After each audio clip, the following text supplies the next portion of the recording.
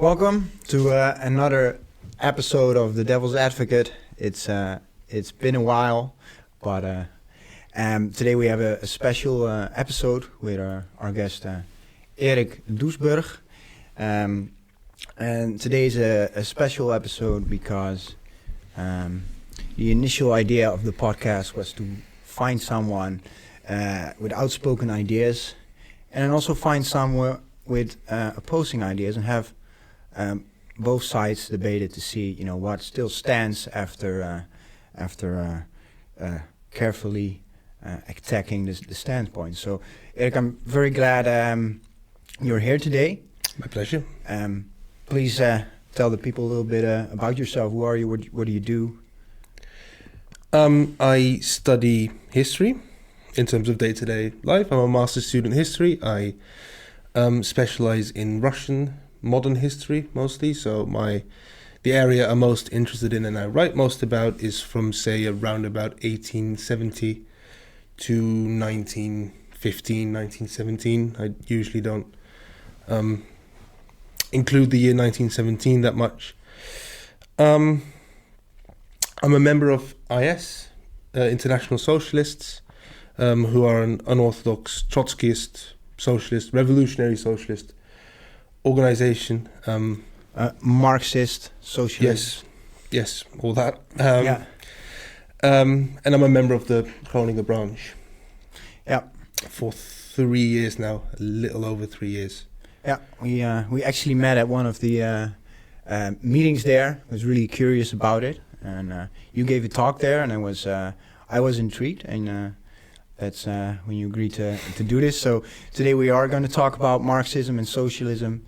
Is it the cure to the modern day problems we have? Because more and more people come around to the idea that the current free-for-all, let's say fair, free market economy is having its obvious glaring problems.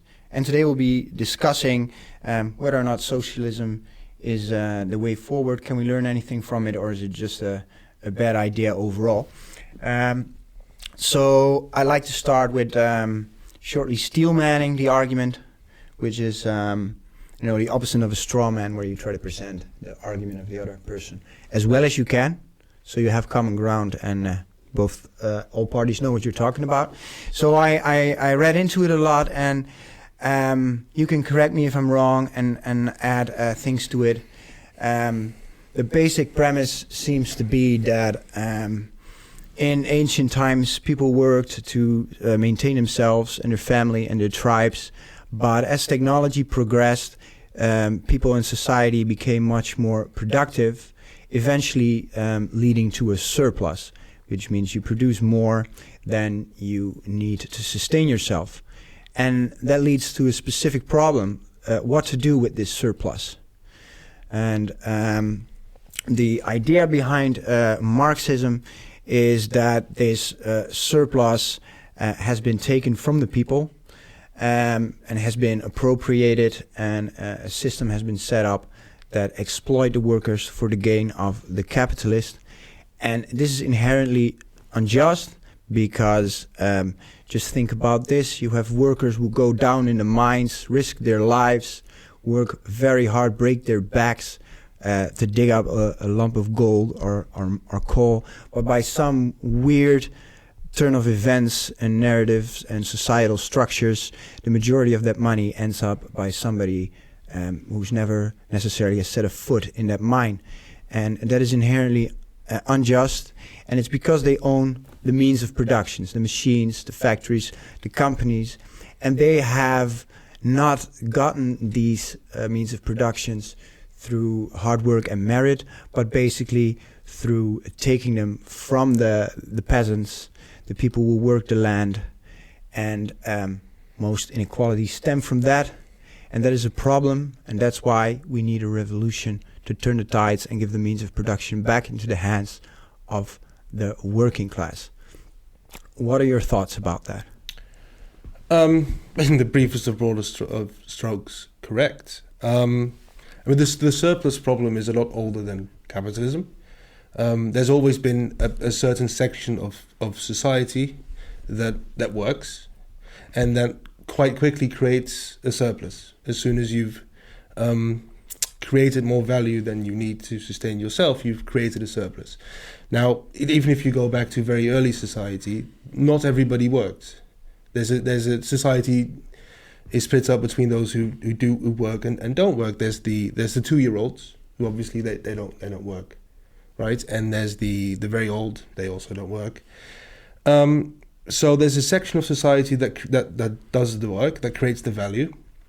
And the surplus can sustain the other members of society who don't create the value themselves, but who are nevertheless valued parts of it. For example, the priest. Right? The priest doesn't create any value himself, so the people who do create the value take part of that surplus and use it to sustain the priest, for instance, or the armed forces, modern term, the army, the people who protect the 2-year-olds, the old people. That's all true. In capitalism, because in this sense, the surplus is still owned by the people who create it, and this is not true in capitalism, where those who work are, Marxist term, are alienated from the products of their labor. That's not that they don't get a say in how that surplus is used, because the surplus accrues to the people who own the means of production, who own the mine, who own the pickaxe, who own whatever you need to mine. They take the surplus, the workers get a wage, which is sufficient to allow them to survive to the next day. But the surplus automatically becomes the property, the private property, like the means of production, and the surplus goes to those who own the means of production. Yeah, right. And the thing that struck me most about it is that it's a way of looking at of things. Like it almost seems like profit equals theft. Would you agree with that? Profit in the hands of the people who don't work. Yes, in a way, yeah, that could be. It's a sloganistic way of putting it, but yes, no, it is, yes. Yeah, and I feel just as you've seen the first episode with Janas, who came from the other side, that said taxation is theft. Basically, both sides seem to be quite of an extreme version of it, as in the goal of Marxism is similar to the goal of some more free market thinkers, which is that people should be able to enjoy the own fruits of their labor. And what would you say that in order for Marxism to work, you need a lot of people behind it? And I feel that when you say things like this, you have these 2 classes. The capitalists who own everything and the workers who don't and who are just being exploited. It is such a far out there opinion that there's a lot of gray areas and there's a lot of people that can't really go along with that. How do you think you can make this Marxist theory appealing enough so that it will work for people? Because a lot of people, when they hear that, I said, I enjoy working hard, saving up, and getting some own means of production, some capital myself to do better for myself, and that drives society forward. How do you respond to that? There's a couple of things there. I'll start with that Marxism is primarily a critique of capitalism. It's a critique of political economy. It's not a prescriptive, this is the plan, we can carry this out. Marxism as such is somebody who wrote a critique of capitalism. So in such, it's to say, how does Marxism do this or do that? Marxism is primarily a critique of capitalism, an understanding of how it works. I think with regard to Janas, we have a difference in the sense that Janas comes from the point of view that wealth is privately created by entrepreneurs, by capitalists, and then collectively appropriated by the state through taxation. I think Marx shows the opposite is true, which is that wealth is collectively created. We all the labor theory of value, we all work and we all create the value, but then the value, as we said before, is privately appropriated by the handful who own the means of production. It's not created by them. It's the labor of others that create it. Collectively, we all create the value, and then it's appropriated by the handful who own the means of production. Yeah, so the capitalists, they organize the labor, and they extract the profits from it. But there's a lot of people that would say that they don't just, the organization of that labor is the value they create. Somebody working a production line might not be able to organize it in such an efficient way, and the same thing is that if you say that Marxism is primarily a critique of capitalism, Marx and you and most socialists and communists also argue for a revolution. So you do not only critique, you say, and here's what to do about it. In a way, yes. But here's what to do about it is distinctly different between various forms of people who start from Marxism as the theoretical framework, as the way of analyzing capitalism. And then from there, different solutions are proposed. There's the social democrats, there's the reformists, there's the revolutionaries, who can all feasibly start with a Marx. Yeah. So, but as a revolutionary, which you are, you have quite the burden of proof to do it right. So, could you tell a little bit about what would be the goals of a Marxist revolution for you? What would because most people can agree. Even some people more on the right are saying that, hey, the way things capitalism is going right now with these big tech companies, we're losing our privacy, we're losing lots of these things. Something needs to happen. What needs to happen in the eyes of a revolutionary Marxist like yourself?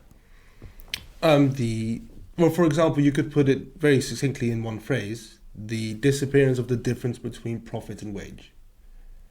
If profit is wage, if profit equals wage, that means that the workers own the means of production, because all they produce, which includes the value that is then wage and the value that is profit, becomes one property of the people who create it.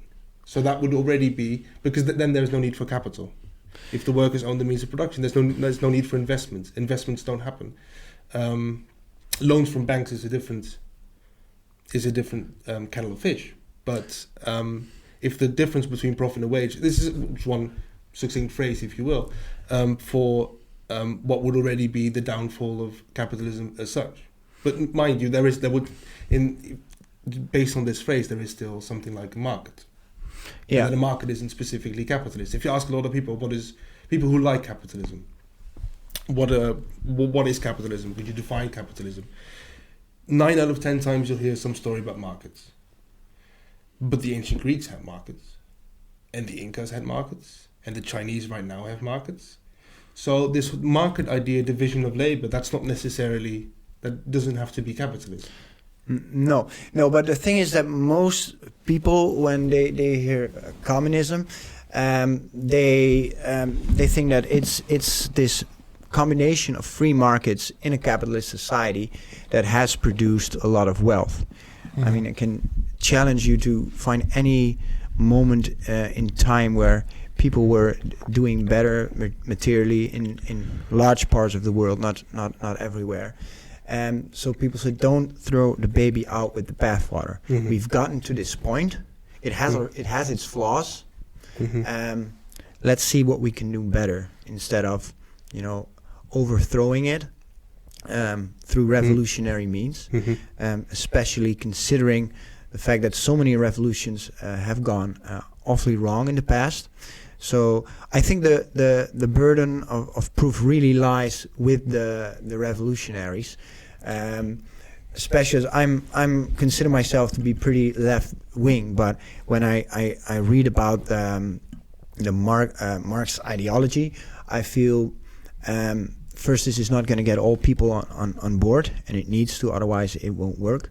And what makes you think this time it will be different and it will not throw us in chaos and disarray? I like the baby out with the bathwater idiom, because if anything, Marxism would be, well, let's just throw out the bathwater then and keep the baby. If you read the first 3 to 4 pages of the manifesto, you will find a lot of praise for capitalism. Capitalism is, I think, don't quote me on this, but it's something along the lines of, it's liberated us from feudal bonds. It's liberated us from rural idiocy. It has forced the hatred of foreigners to capitulate. It batters down the Chinese walls. There's a lot of praise in it for capitalism. Marx very clearly, or praise, maybe an honest evaluation, whichever angle you choose to take. Yeah. Marx very clearly recognizes the enormous capacity of capitalism to generate profits and generate value. So in that sense, it's not a let's go back to year zero, Pol Pot, and let's try this whole thing again because it's rubbish and no good. Yeah, but it does seek to end it, the capitalist way of profit generation. In a sort of historical way, in the same sense that feudalism could only be established on the back of the previous mode of production. Marx calls this mode of production, to ancient slave society, to feudal society, to capitalist society.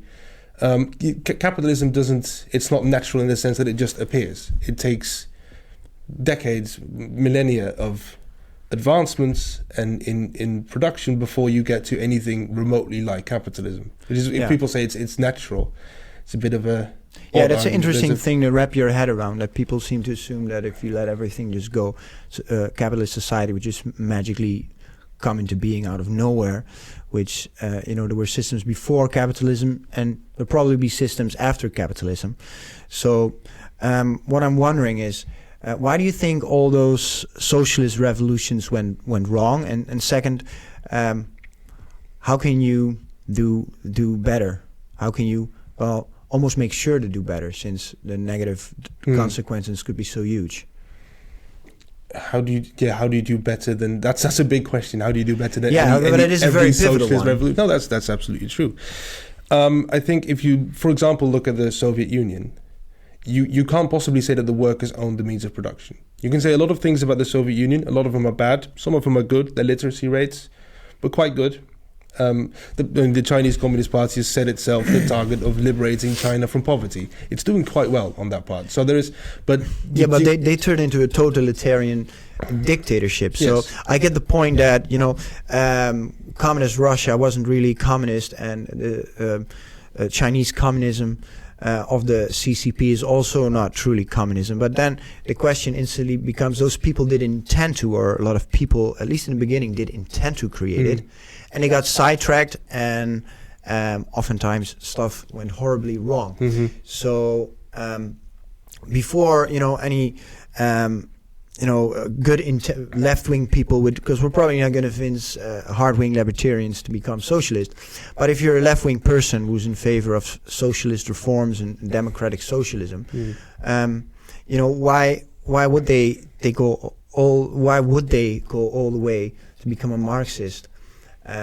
If it almost always went so terribly bad. So I do think the burden of proof is very much there on the Marxists to come up with a very decent framework on, okay, this is what we learned from the past, and this is how we're going to do that differently in order for a broad coalition of sane people to join. And I'm very curious to see what are your thoughts about those kind of trepidations a lot of more center-left people have. I think you'll find with regard to the libertarians that there is some common ground. I mean, Marxism was in many ways the first ideology to be openly hostile to the state. The state has to wither away. That's Engels, I believe, rather than Marx, but you get the idea. Yeah. It's a very anti-statist theory. So in that sense, there are people who call themselves libertarian Marxists, and I don't think that's necessarily as much of a contradiction in terms as is liberal democracy, which used to be a gigantic contradiction in terms. The liberals were opposed to democracy, called it mob rule. Yeah, majority, the oppression by the majority. Sorry? Oppression by the majority. Oppression by the right to decide by the majority. I mean, that is what if you look at scary phrases these days of people who've lived to see the Soviet Union rise and fall, of phrases like the dictatorship of the proletariat. Yeah, but the proletariat is in the majority, so therefore democracy. This is how Plato defined it. Plato was an anti-democrat, and he called democracy the rule of the free and the poor by virtue of being in the majority. Yeah, but the problem is Marx talks about withering away of the state and this ultimate communist end goal, where the state gives everything to the workers. But we never really got there, and it always ends up in some kind of half-assed disaster. So how would you get there? How would you know you won't end up with another totalitarian state? I'll have to disagree with you on saying that the end goal is that the state gives everything to the workers. I think the end goal, I think Marx wrote in the 1844 manuscripts, I think, which were written before the manifesto, that the end goal, if you will, is the replacement of the government of men, government of human beings, Marx being, 19th century said men, the government of men to be replaced with the administration of things. Yeah. Which is, in that sense, the withering away of the state as such, because Marx defined the state as an oppressive tool by the ruling class over the oppressed classes. In this sense, he diverts from the Hegelian view as the state of sort of this, the place where different classes in society work out their differences. Yeah, and represented instead. Marxists would claim that the state is a extension of capital. If you will, yes. It's definitely pressed in the service of capital. I mean, this is the great thing in Marx. It's not a moral thing for Marx. Capitalism is unjust. And if you read the Das Kapital, you'll find out Marx writes chapter upon chapter about the Factory Acts in England and the plight of the English factory workers and so on. So he's clearly interested in that. But his fundamental criticism of capitalism is not that it's unjust or that it's unfair. His fundamental critique is that it's irrational and it deprives people of freedom. For example, if you read Das Kapital, you'll often find that Marx refers to capitalists as capital personified. The capital, the force, is the important part. The person who personifies it is less important. Yeah, it's not about Jeff Bezos. It's just a person in that position would do similar kind of things because it makes sense in the particular situation this person in. It makes a lot of sense to accrue more capital, and therefore you need to exploit, so to speak, the workers and the environment more to become a better Jeff Bezos. Basically, that's the lack of freedom part of it that Marx stresses. You could replace Jeff Bezos with some sort of softy, lefty, liberally type Bernie Sanders. The fundamental social relations of production are very Marxist. I get the idea that nothing will be solved by getting rid of a few rich people who own a lot, and I also doubt that any average human would be like a Jeff Bezos. I think people like that get there also partly because they have that kind of drive. And what I'm really wondering is, how would communism solve this? Because on one side, the Marxists seem to say, hey, it's not about the Jeff Bezos or the Elon Musks or the Bill Gates of the world. It's just they're in this position. They're not.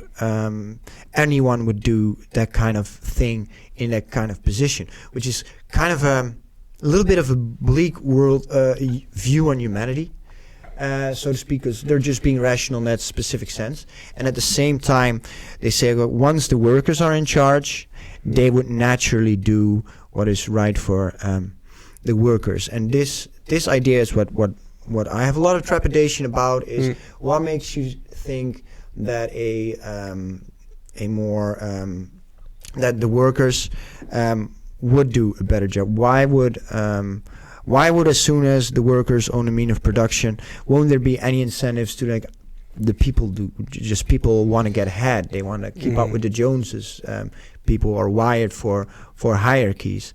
Why do you think that at the same time, it's perfectly reasonable or rational for a Jeff Bezos to do this, but why wouldn't it similarly be perfectly rational for a worker in a Marxist society to also undermine the system for his own benefit?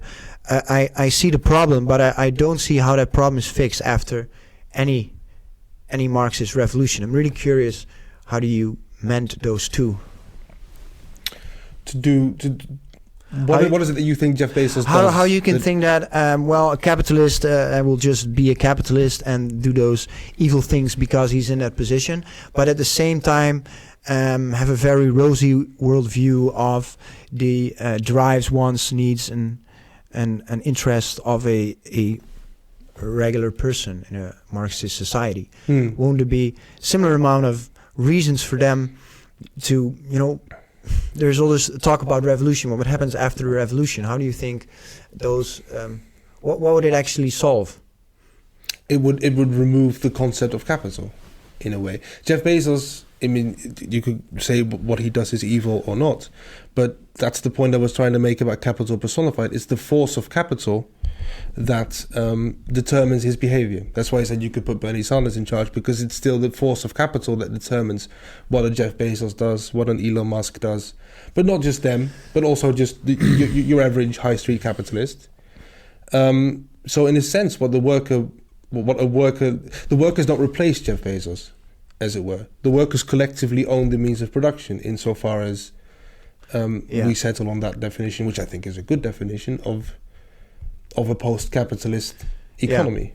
Yeah. But a lot of those companies, say for instance Elon Musk, if you were to separate him from his capital, they wouldn't have been a Tesla, they wouldn't have been a SpaceX, and the same the Marxist divide between the capitalists and the workers seems to be a bit of an incomplete one. Where if you take the example of an Elon Musk, he worked very hard on his first startup, sold it for a large amount of money, reinvested it, and he built all this capital, all this, provided all those people with jobs, took the risks, and there's always going to be people who want to do that.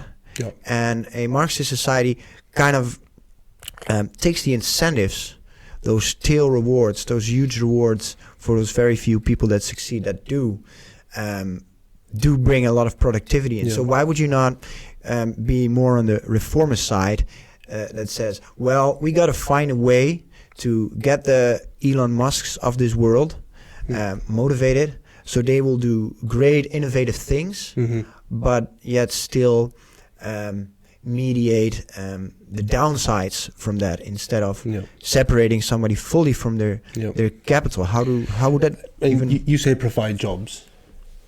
I say Elon Musk takes the surplus value of the people who work for him, because Elon Musk doesn't design the rockets himself. Elon Musk, I'm not sure if he's an engineer. He doesn't sound like one to me. I've heard him recently in his media appearances. Let's not get personal about Elon Musk. Yeah. But, feel free to. But I don't prefer not to be sued. It'd be a great success for this podcast if he watches. Yes, though, but. If he watches this, hello, Elon.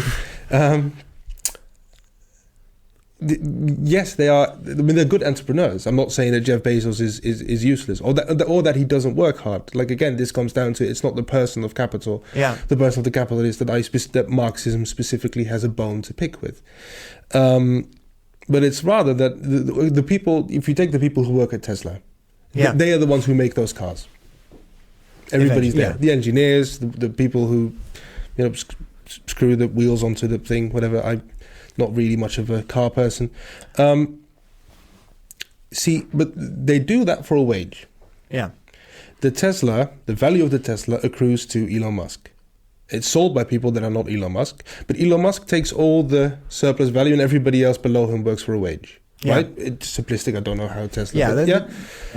So, but if the engineers at Tesla owned Tesla, and everybody who works at Tesla owned Tesla, you would already have a workers' collective. You would already have the case that the people who work at Tesla, who make all those brilliant cars, or the people who work at Starlink X, who make the stuff, own the means to make the stuff, and therefore could make the stuff together. It's not stifling innovation so much as it is encouraging innovation, if anything. There's a lot of startups of big companies, of a couple of engineers who split off, who decide to take leave of their job, well-paid job, good wage, and work together in a mini workers collective. There's about 5 of them, for instance, and they decide to go about it themselves. They go to the bank, and they're working together in their collective. They own the means of production that they need to make the stuff happen. So they're already being innovative. It's not necessarily that you need an Elon Musk at the top to be innovative. I would say the opposite is true. probably. That's how, I because wonder Elon Musk though. decides to. Well, I'm not sure if I can say this on the podcast, but piss his money away. You can say whatever you want. See, so if everybody who works at Amazon, do you think they'd have voted for Jeff Bezos to try and get into his dick measuring contest with whoever it was to try and fly to the moon? No, obviously not. But the stance of me personally and a lot of people is that like it's not perfect and there's stuff to be needs done. Well, without any form of capitalism, there probably wouldn't be a Tesla. There's a lot of inventiveness that never becomes big enough, that accrues as much investment to make the factories and. Yes, but why not? Well, you can say why not, but I think the burden of proof there is on the Marxist. Where are the big innovative Marxist-style cooperative that make a difference in the world? There's a couple of them startups in California. I couldn't give you the name. There's a really big one in Spain called Mondragon, who I believe are in the biochemistry business, but I'm not entirely sure on that. Who are the 7th biggest company in Spain, I believe, or 8th. Yeah. And Spain is not a puny economy. That's significant. No. And they're a workers' collective. They fire their managers if they don't like. They hire their managers as a workers' collective. Everybody gets a vote. Yeah. Now, it's not the sort of I'm not sure of the ins and outs, but you could have a workers' collective here that could you could still get the investment. You could get a loan from the bank. Yeah. That's not necessarily a capitalist. If I want to build a car, I need a lot of money. But the thing is as well, is why do people take a job? Because they need money, because they don't have money. They have skills, like the Tesla engineers, but they also need to feed themselves. And those skills, you need to sell them to an Elon Musk type to get a little bit of their capital, or their money rather, to be able to pay your rent and so on. Yeah. So what you're saying is, say for instance, it costs 10,000 to produce a Tesla, and they sell it for 20,000, and the after taxes and all their expenses, whatever, the profit goes to Elon Musk and other inventors. When it should have gone to the laborers, to the workers that actually produce the thing. And in theory, I get it, and I would like to live in that world, but not everyone would want to and sees it that way, because you could argue, a company provides me with a job, gives me a certain pay for it, and they take on a lot of risk. If the company goes down, I can leave. But you take on all the risk as well. Yeah. Well, I'm not. So a little bit, but I'm not so sure about that. I get Marx wrote it in the time of the when the Industrial Revolution was happening, and there was a lot of child labor, and but nowadays, mostly not only but partly through capitalism, we and then social democratic reforms, we have gotten to a point where I can say I can take a job, I can get paid, I can pay my rents, I can save up a little bit. And then do better over time. And if I want to leave the company, I can. If I lose my job, I get welfare benefits. The state demands a minimum wage. So we have all those socially democratic reforms that have actually turned the system into what a lot of people would say a fair deal, as in I can't go bankrupt for working at my company. So why would the employers be why would you say that the capitalist doesn't provide any value in organizing it? And because it seems so extreme. Why would anyone take such huge risks that might turn out to such big societal and technological progress? If you say, well, whatever you're doing as Elon Musk is because they're entrepreneurs. They have capital. They have starting capital, and they want that to be more. In order to do that, dialectically, you have to spend. In order to get more money, you have to get rid of money. You have to invest. You have to spend. So those are the ways that capital works. That's not necessarily. You say, well, capitalists add value. Yes, but that doesn't mean that there is that nobody else could possibly do that. I think that's a bit of a sort of, we have to bow down before Elon Musk, because who else is going to do that? I think there's a lot to be said for workers or the employees or whatever. I mean, workers sounds very sort of Marxist in 19th century, but employees, engineers, whoever, take Tesla again. Yeah, that would could very well. I mean, this all presupposes the existence of a market.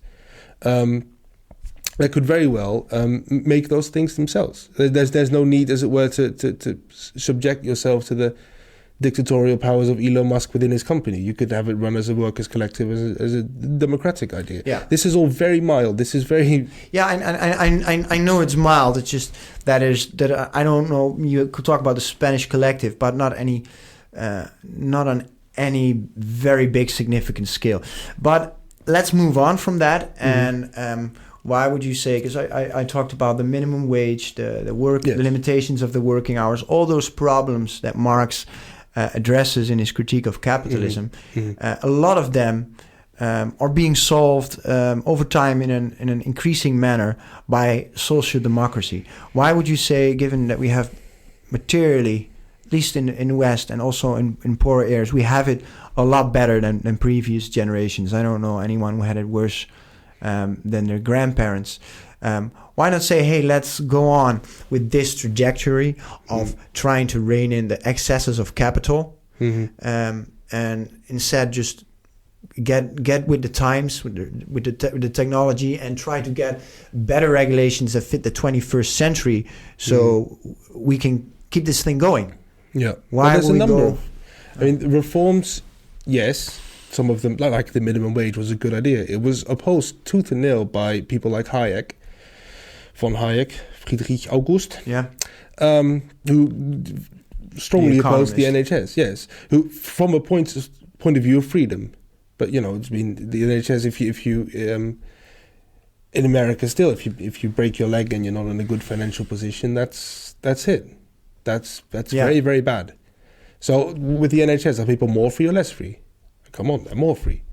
So there's in a sense, of course, there's a way that reform has achieved things like a minimum wage. That's good. Yeah. The point of revolution is first to make these stick, because people do have it better. That's in a way in the Netherlands that would be true. It's not true all over the world, right? It's to say, oh, everybody's got it so much better. Capitalism creates enormous depravity. But it there is the advances of social democratic reforms. I can't say there's much hope for that. And why? If you look around now in the political arena, to say that it's going to get better. If you look at, for example, the real wage of American workers, that hasn't increased since about 1973. But there's a lot of financialization that has come in. People used to own their homes. Yeah. You used to be able to own your home. That used to be the standard up till around about the early 70s. That was, that was entirely possible. Nowadays, it's you need a mortgage, at least. So there's a lot of sort of financialization and debt that comes in. That if the rates are good, then it seems like you're still progressing. But I think what people have lost now, or what society has lost, or the working class, I should say, rather, is this idea that it's going to be guaranteed better for their children. And I think with the coming climate crisis, it's very much the question of, is it going to get better in perpetuity into the future? Or are we on the danger of losing out on certain reforms? Yeah. So there's that. The reforms are there temporarily. That doesn't mean that they will stick or they will stay in place or that they'll even advance. Some of them are retreating. Yeah. Yeah, that is a thing a lot of people worry about. People call it late-stage capitalism, where eventually capital becomes so powerful that it undoes the changes of social democracy. But I do still worry about giving up that project instead. Like, okay, it's going worse. Okay, screw this project of social reforms. We need a revolution right now. Because even on the right, there's people saying we need to rein in the power of these big tech companies. They're taking our privacy. They're taking our attention spans. And something needs to be done. I think European Union is doing great things on those. So I'm still looking a little bit for why would we go? Well, because I agree, there's things going horribly wrong at the same time. Why revolution over reform? They are retreating, but they don't necessarily have to be. If we don't vote for parties that are strongly in favor of restoring checks and balances between labor and capital that could theoretically be achieved without a revolution, without pissing off the capitalists or the people that feel like they want to keep the status quo going. Yes. We need them on board. Yes. If I feared pissing off the capitalists, I think a Marxist is a very bad point of view to take. There is. Well, I wonder though, because a lot of almost socialist revolutions, what happens is almost immediately there's a counter side that tends to get equally aggressive. Take for instance Chile. It looked kind of good in the beginning, didn't work out. Russian Revolution, you got the whites, and it also. So in my point of view, if the left wants to make a real progress, we got to find a way, and we should stop dividing between you have the capitalists and you have the laborers. I've heard someone, I believe it was Eric Weinstein, who said we need to go to a world where both hyper-capitalism can exist, so we get maximum innovation, and hyper-socialism, where all basic needs are met. And I really feel, I sometimes feel alienated from the left because they go so far out, and I think this is never going to work. Because some people, they want to be, they like this kind of world, and they would not want to see it go at all. And if you can be appealing to those that large parts of society, you will not get anything done. And as we've talked about before a little bit, you have this move towards the right, where even sometimes to take some socialist view, mix it in with a whole lot of other bad stuff, and it just takes the spotlight from what the left is doing. So why not, for instance, propose, like communists, they would like to nationalize utility companies, for example. Why not say, let's try it with one specific brands, see how we do, and slowly learn from that, and then move forward from that. Yeah, and the broad lines, I agree. Why not start with nationalizing the energy companies? That would be a very good transitional thing to do. Yeah. Why not introduce capital controls so that capital doesn't, interest rate caps, good. Minimum wage caps, minimum wage, good. Increase the minimum wage to keep up with inflation, good. Yeah. Green New Deal, good. Yes. Use the European Investment Bank. Bad. Trump, bad. Trump, very bad. Yeah, Lula's bad. But then Trump proposes Trump, for example, wants NAFTA renegotiated, or he wanted to when he was still in office. I'm not sure what Trump is up to these days. So. Yeah, the trade agreement. Yes, I presume it's mostly still the same rubbish. But I want NAFTA renegotiated, but along different lines. So there's so starting with nationalizing the energy companies, it's not we either do reform or we do revolution. There's a transitional stage that, like Jeremy Corbyn, when he was the Labour leader, the British Labour yes, he was the party leader of the Labour Party in the UK, which is the social democratic opposition to the Tory party. He proposed a part of the program under him was if a company wants to sell, the first right of purchase should go to the workers who work there. Now that's a very mild. It's not. It doesn't sound revolutionary at all. It doesn't sound like something that Lenin would say. Shall we first have the first right of purchase to go to the workers? See, but these are in principle. There's nothing wrong with the demands. Yeah. The problem is if you just only reform and you expect that in this way socialism will be achieved, you'll very quickly find out that it won't be, and it hasn't been. Yeah. So there's. I'm not here saying we should get rid of the minimum wage. I'm not one of those. We should have maximum depravity and poverty and so on, because then the revolution will come. No, okay. Which is the pitfall that some of my ideological comrades, I suppose you could call them, in Germany fell into, where they refused to organize against fascism, for instance, because they thought, if things have to get better before things have to get worse before they get better. Yeah. And so on. I don't think any socialist or humanist or any sort of person along those lines would say, well, no, let's make it actively worse for people. That's not. No, obviously. That's not at all the point. And why do you think? Because it's the left as losing popularity. There's this big group of people that are frustrated about the things, about the way things are going. They say it's hard to own a house, job security is hard, and they're frustrated about it. But yet, it's a lot of populism, and lately mostly right-wing populism that seems to capture that frustration. Whether it's Milei in Argentina, Trump in the United States, or now Wilders here. Why do you think that they manage to get that frustration that is perhaps ultimately a socialist a frustration that can be explained through Marxism? Yes. But yet they go for different solutions more and more. Why do you think that is? And what do you think the left can do to change the tide there?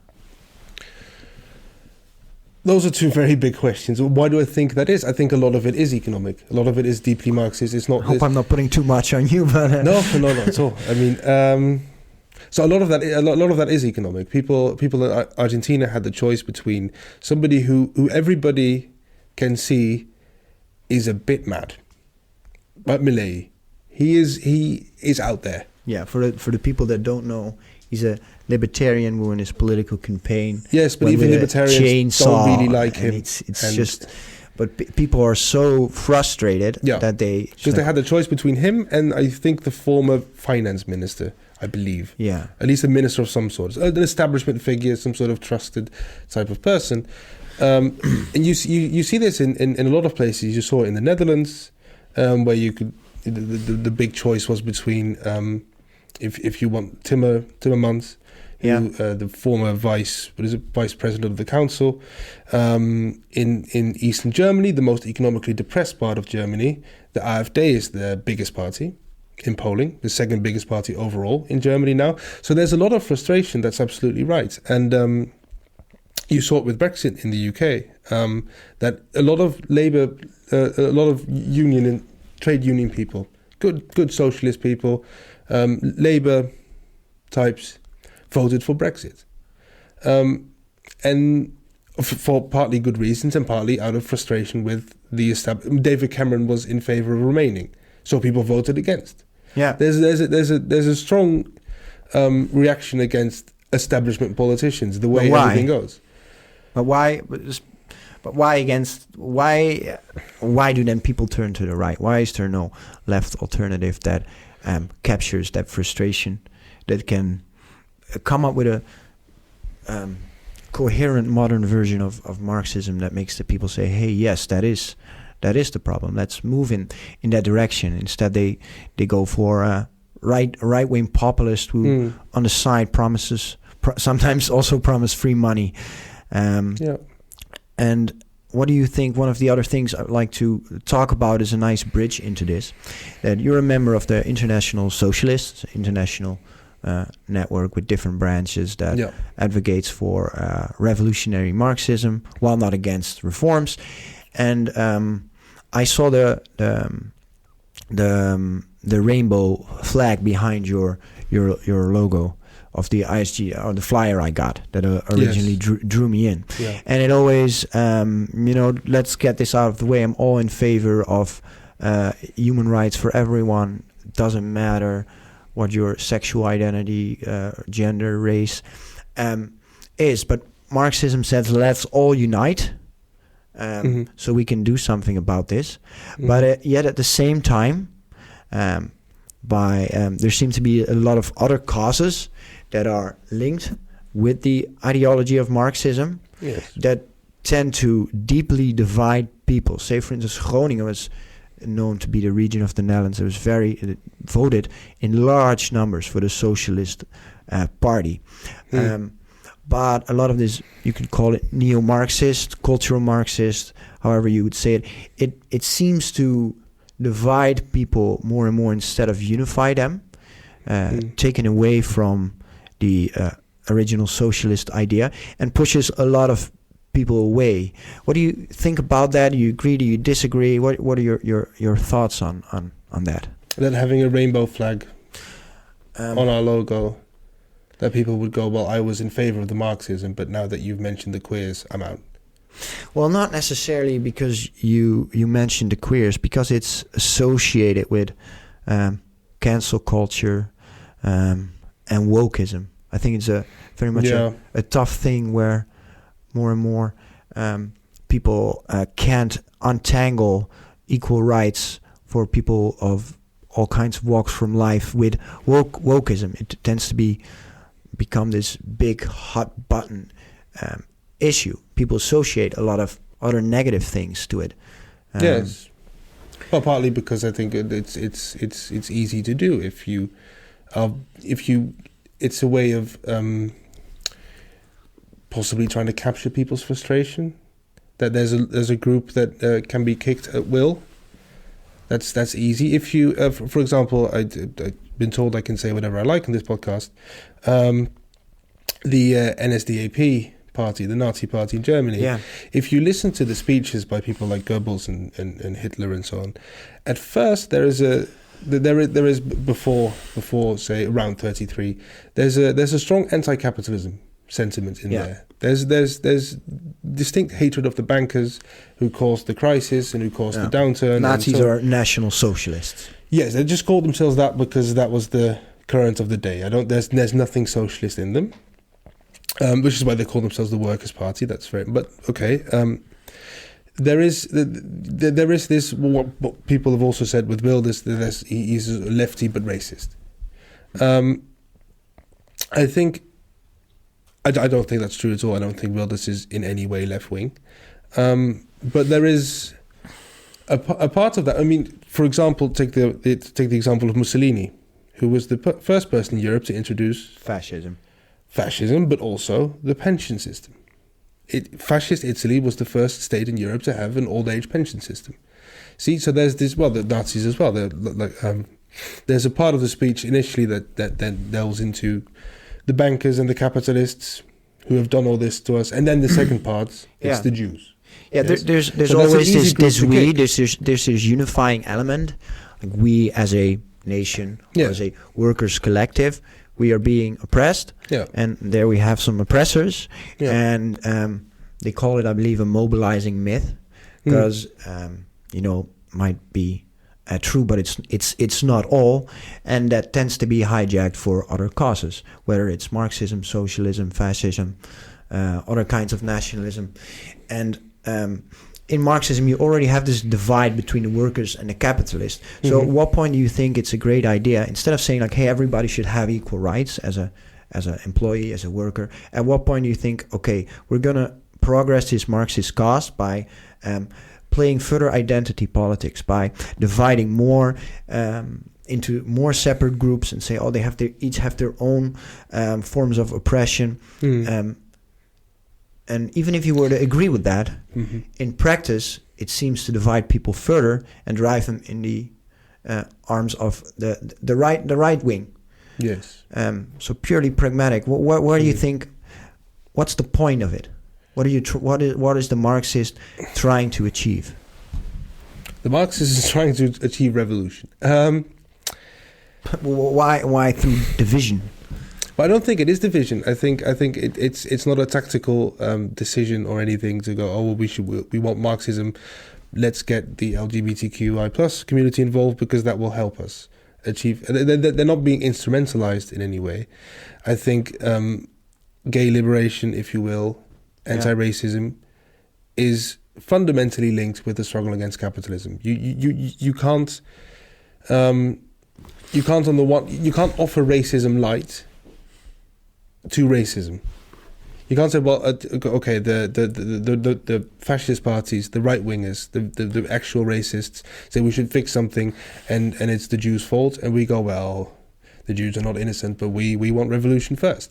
That doesn't work as a I get that unregulated forms of capitalism can produce inequities that that certain minorities suffer more from than other groups. For instance, in the United States, it's very well known that near very polluting factories, the housing is cheap. Therefore, poor people go live there, and they breathe in the toxic air. And on average, black people are and other minorities have less money, so they're more likely to live there, and therefore those minorities are disappropriately in a suffering from those capitalist ways, so to speak. But you could also say, okay, then we need solutions to lift people in general out of poverty. That would be pretty much a Marxist thing to say. And if by effect doing so you help more minorities than for say white people in general, that will be okay, because you're helping the poor. You're also helping white people if they're poor enough. So you would help minorities more than white people on average, but still help exactly where you need. Why do you need this extra division? Why not focus on poor people or people that are in tough spots?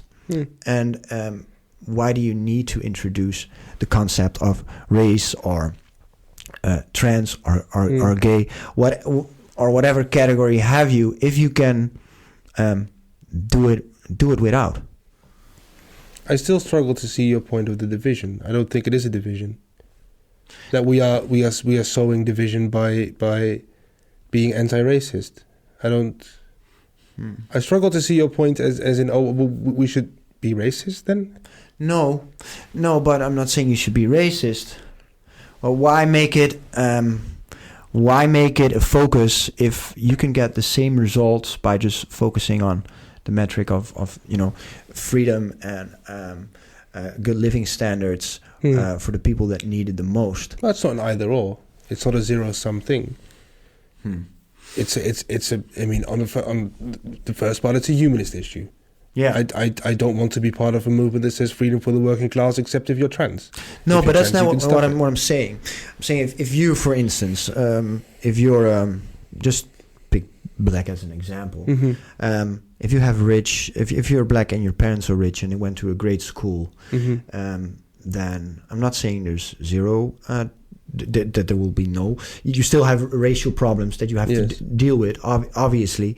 But compare that to a white trailer park boy, for example. Then you could say, the white trailer park kid is more disadvantaged. So if we help purely focusing on who are most in dire needs, in dire straits, then we would, by effect of the already underlying racism, if you agree, we would solve that without saying, okay, we need to focus on these race and gender identity politics. And I feel that that is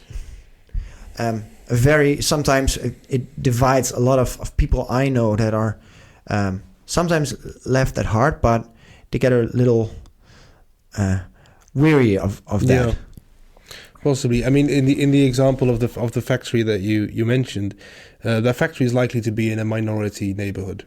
It's overwhelmingly statistically likely. Now, the Marxist analysis still is the starting point. If you or the Marxist analysis, I mean, if you look at the UK politics over the last years, I would have much preferred an old white man named Jeremy Corbyn to be in 10 Downing Street as opposed to Rishi Sunak, who is also a man but is of Indian descent, the first Asian prime minister that country has had.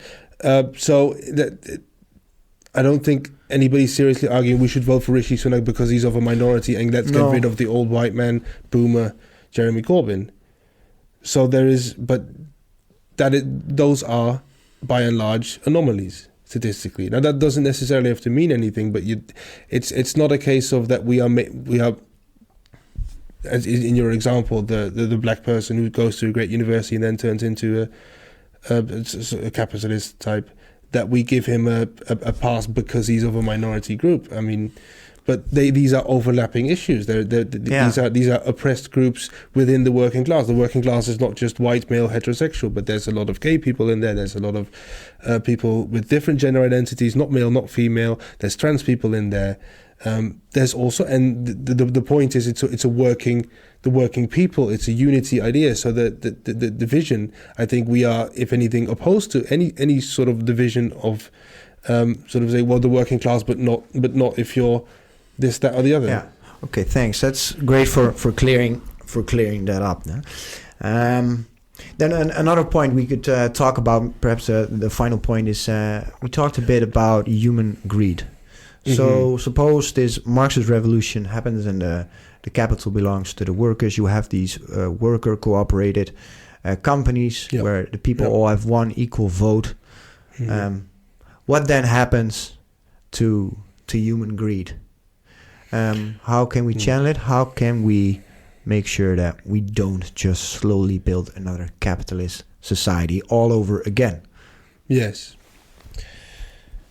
Oh, that argument is usually made from the point of view that capitalism best fits human nature, as it were. What happens to human greed? Human greed remains as it is, but I would say that if you the Marxist point of view is roughly the following: is that Marx says, well, that the human nature, an unchanged human nature, doesn't exist, and so that there is this natural tendency to end up with capitalism also doesn't exist. Our natures as humans is determined by the social relations of production. And what we consider natural is usually what we live in. People in feudal times would have been completely on board with the idea that this is natural, the king is natural, and so on, and we are the serfs and know our place and that sort of thing. So the injustices of the system, if you will, are perceived to be natural. For example, if you take Roman law, for instance, about slavery. Yeah, old Roman Empire law. Yeah, Roman Empire law. I happened to go to a lecture not too long ago, so that's where I got this example from. Roman law says that slavery is fine, but it's unnatural. In Roman law, it says that slavery is contra naturam. It's against the nature of somebody to be a slave. But the institution of slavery, it says, is fine, is justified, because all the peoples we know to exist have it. So therefore, it is a natural thing to have slavery as an institution in society, even though we recognize that the being of a slave, the condition of me or you as a slave, is contra naturam, is against nature. Yeah. Right? So there's a justification of, well, this is what is happening. In 1800, if you'd been anti-slavery, the standard rebuttal of that would be, well, yes, but there's never been a society without slavery. Yeah, so doesn't mean that there can't be one. Just because something hasn't happened yet. They call it capital realism, where people find it harder to imagine the end of capitalism than it is to imagine the end of the world. The sort of the nature of humans to want the best for themselves. There's still the competitive nature of humans. That's it. It's not some sort of utopian type of if only we have the revolution, then humans will suddenly, the sea will be lemonade or whatever. Yeah, but my thesis would be that that capitalism is inevitable, but it is a product of a very slow process of technical innovation combined with human ingenuity, but also human greed and humans wanting to better society, but also wanting to do better for themselves and their close family over very long stretches of time. The people that are more likely to want to accrue more money and power will over time. And the people that, because you say like, oh, Jeff Bezos is doing Jeff Bezos, but I honestly think that if it wouldn't be Jeff Bezos, because way before I got to the point where I would become a Jeff Bezos, I have other things to do than accrue more capital with my life. It's not that most people want the best for society. They probably do. The point is that over time, the people that necessarily don't tend to fare really well in those systems and try to push those systems into the future, and capital accrues more and more. So I feel that even if you were to distribute the money equally, the ownership equally, we would just start another round of monopoly, if you know what I'm saying. That slowly somebody would try to get rid of, undo some of it, and to gain a little bit more advantage for himself. And we would do it all over again. Yeah. And I think that's why so many times if you try to establish a socialist society or a communist society, and when people start to do that, they say, oh, you're a counter-revolutionary, let's stop that. And it gets very, very, very, very bloody. So what would you say to that? How can you... Well, that's the Adam Smith type of ideal of if everybody's free to truck, barter and exchange, the baker, the brewer and the butcher, the classic example, if they're all left free to pursue their own self-interest, then the net result is that the self-interest of the group, of the whole, of the collective is thereby also improved. Yeah, and after some time, people do so well that they use their wealth to do even better in undeserving ways. And then they will try to hire lobbyists, for example, to make sure they do even better. And yes, but the problem with Jeff Bezos is not that he's competitive or that he's really good. Jeff Bezos is really good, probably. He's a fantastic entrepreneur, like Elon Musk, like Bill Gates. They're really good people. Yeah. Good people. They're good at what they do, right? The problem more is the exploitation part of it.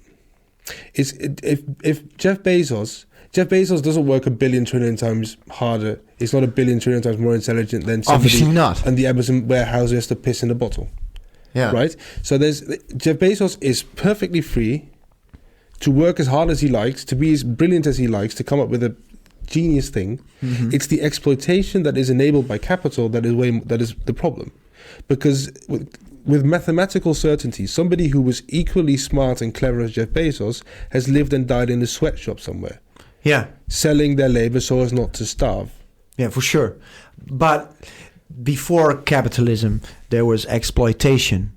And that exploitation created a society that eventually paved the way for capitalism.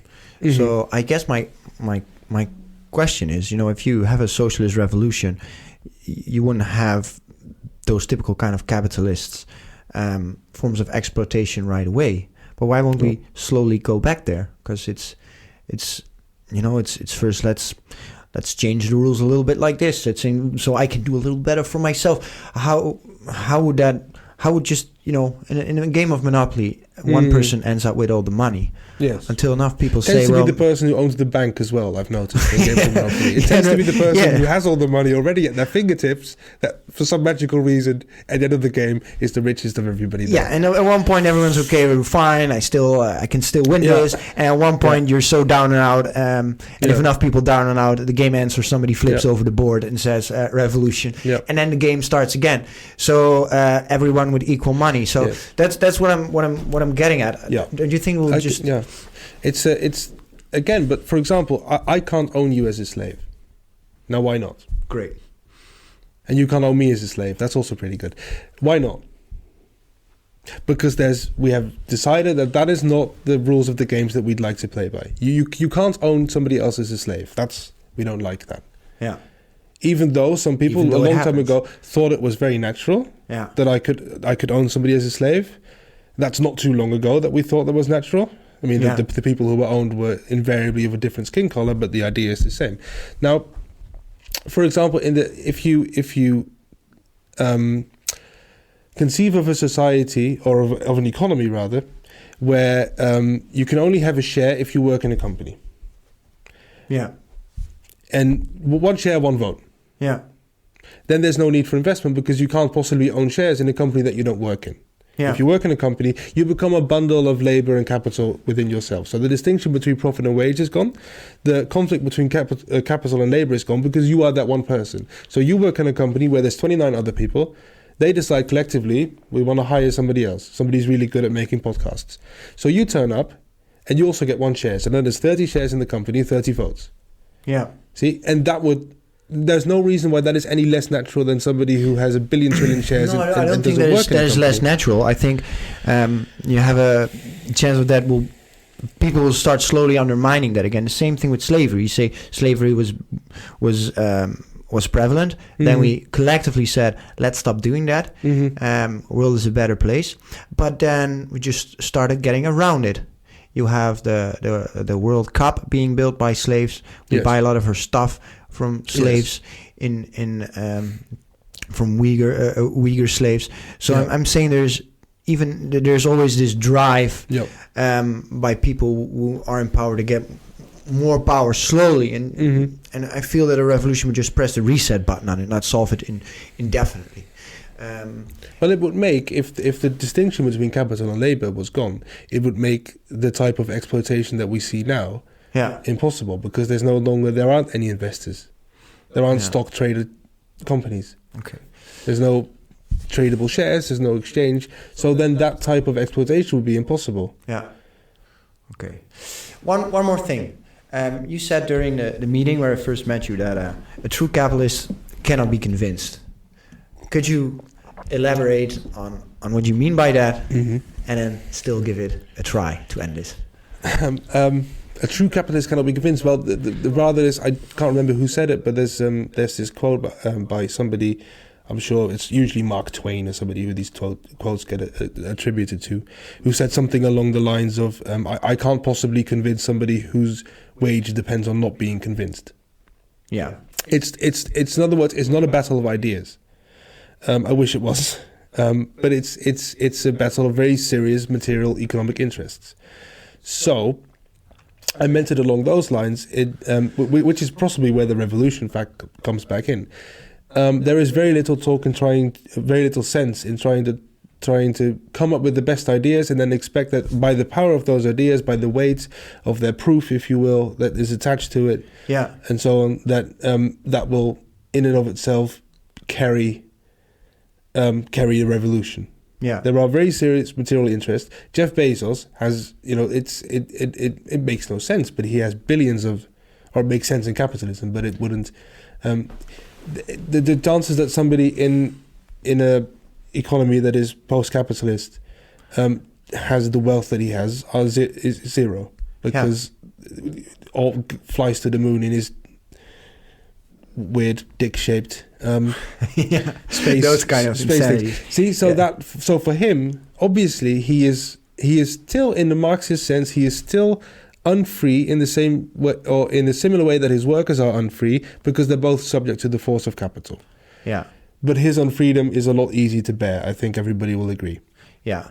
We need freedom, but also some unfreedom, I guess, for society to function. But I get it on someone like Jeff Bezos. But what would you say to someone who studied hard, worked hard, makes a decent living, and instead of spending it on iPhones and sneakers, puts it away, invests it, receives dividends from money he saved up, and is able to start a small company with those savings eventually, and does pretty well. And then here's like, oh, this is not okay anymore. I like this system. I worked very hard for it. It gave me the freedom to do so.